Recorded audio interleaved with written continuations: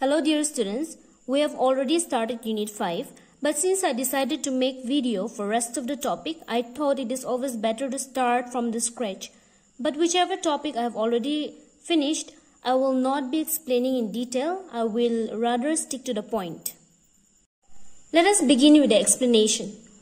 The name of the chapter is Surface Chemistry. So since everything will be based on the surface, so instead of surface chemistry, you can also rename it as adsorption chemistry.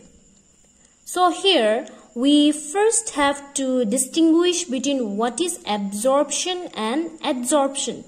Because absorption we already know, we have come across many times. But adsorption we'll be learning for the first time.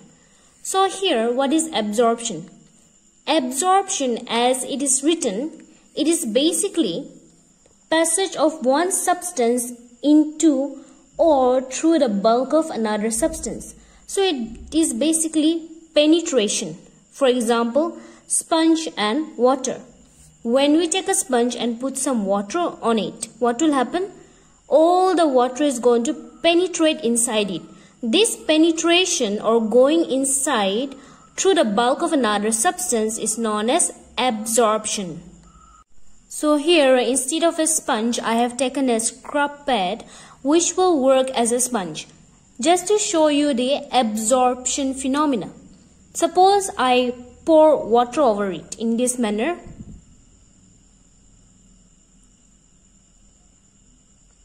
You can see that the water has been absorbed. It has penetrated inside. So anything that penetrates inside instead of being on the surface is known as absorption. Now let us talk about adsorption, AD. This is basically the accumulation of molecular species on the surface of solid or a liquid. Here what will happen? Everything that is going to occur here will occur only on the surface. It is not going to penetrate inside. For example, chalk and board. When we write on board, we are basically writing on the surface, not inside the board. So this is an example of adsorption. We have already discussed that for adsorption, the example will be chalk and board. So here, when I am writing on the board, I am basically writing on the surface. And how did we come to know that we are writing on the surface? Because here we can easily erase whatever is written. So this means that whatever was written on the surface.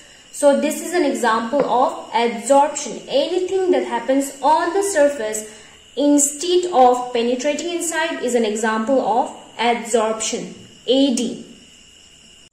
When we were learning Unit 2 solution, there we have very clearly learned about solute and solvent. Solute is basically the one which is present in less amount, and solvent is the one which is present in more amount, or the quantity is more. Here the solute will be dissolved in the solvent. So when we are discussing Unit 5, surface chemistry, we will not be using the word solute and solvent. Instead of solute and solvent, we are going to use adsorbate and adsorbent. Don't get confused and start writing solute solvent. We do not have solute solvent in this chapter. It is written only to make you understand. The solute, the one which we will dissolve in our solvent, that is our adsorbate. And the surface where the adsorbate is going to come and sit is our adsorbent. So here, just to make you understand, solute will be adsorbate and the solvent will be our adsorbent. So the example which we just saw, chalk and board, chalk will be the adsorbate and board will be the adsorbent. Once again, do not mention chalk is the solute, board is the solvent. This is completely wrong. It is mentioned only to make you understand so that you don't get confused with adsorbate and the adsorbent. Now let us go to the next term, that is desorption. What is desorption actually? It is only the removal of adsorbate from the adsorbent. The example which we have seen, I have written on the board and I have erased it. So there, what did I do? I have removed the chalk. So chalk is the adsorbate. So that is the example of desorption. Basically removal of adsorbate from the adsorbent from the surface. Remember, do not write B. It is all D. This chapter is basically based only on adsorption. We will not be using absorption. So now let us go to sorption. What is sorption? Sorption basically means a phenomenon where absorption and adsorption is going to occur together. I have a piece of chalk here and whiteboard ink. So basically what I'm going to do here is drop some ink on the chalk.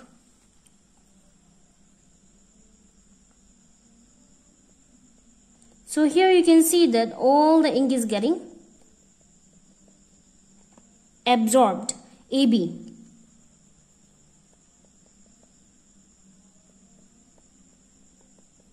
Accurate example is when we dip this chalk inside ink, but I cannot do that right now. So, however, I'll make you understand through this example. So I have dropped some ink here. Okay, now here you will see that most of the ink has penetrated inside. It has penetrated. You can check it out here. So if I now try to break this, you will observe that here most of the ink has been absorbed, AB, inside. Now what is the color of this chalk? The chalk is actually white in color, but what happened here? The surface also turned dark blue in color. So actually what happened here? On the surface also the color got accumulated, as well as the color has been penetrated inside. So here what are the two phenomena that have occurred? One is adsorption, AD, because the surface has changed its color. So here basically adsorption has taken place. Also when we check the inner layer, we see that most of the ink has also penetrated inside. So here the other phenomenon that has taken place here is absorption, AB. So this is an example of sorption, where both absorption and adsorption has taken place. Absorption, AB, and adsorption has taken place because the surface has also changed its color. So I'm sure it is quite clear now what is sorption. Let us go to our next topic, which is type of adsorption. So here basically the gas is going to be our adsorbate and the solid is going to be our adsorbent. So here the two types of adsorption are physisorption, also known as physical adsorption, chemisorption, also known as chemical adsorption. So here in physical adsorption, basically the adsorbate and adsorbent, they are linked together by a force which is known as van der Waals force, the force of attraction. Basically this van der Waals force of attraction, it is a weak attraction, so it can be broken down easily. So when we talk about the characteristic of physisorption, they are not specific. That means they do not depend on the nature of gas. So when we have the solid and the gas which is going to come and sit on the surface, so in physisorption they do not have any specific need of the type of gas. Any gas can come and sit on the surface of the solid. But it is not the case in case of our chemisorption. In chemisorption, the adsorbate and the adsorbent, they are basically linked by a chemical bond, covalent bond. So they are highly specific.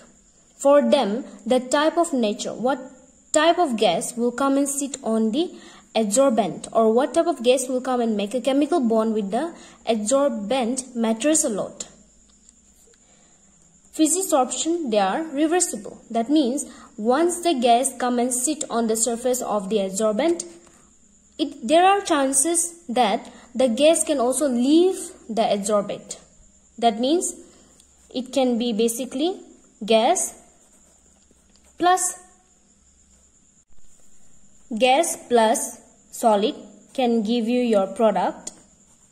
There is also a chance that this product can break down back to the respective gas and solid. So it can be broken down because the force of attraction is weak. But in case of our chemisorption, it is irreversible because when the adsorbent, the gas, goes on the solid surface, they form a chemical bond. So the breakage of chemical bond is not possible. So once the adsorbate come and links with the adsorbent, there is no possibility of breaking down. The fourth one, del H, the energy, is negative. Wherever you see negative, you have to know that it is exothermic reaction. Heat will be given out. So here, the enthalpy is very less. That is 20 to 40 kilojoule mole inverse. Enthalpy means the heat which is given out. So it is very less. Why it is less? Because in case of physisorption, the adsorbate and the adsorbent is held together by a van der Waals force which is weak. So when the formation is going on, they do not release huge amount of energy. Only small amount of energy is released. But when it comes to your chemisorption, since they include chemical bond, so when this bond formation is going on, huge amount of energy is released. So that is the reason why in this case, in spite of both being exothermic, small amount of energy or enthalpy is given out. Here, huge amount of energy or enthalpy is given out.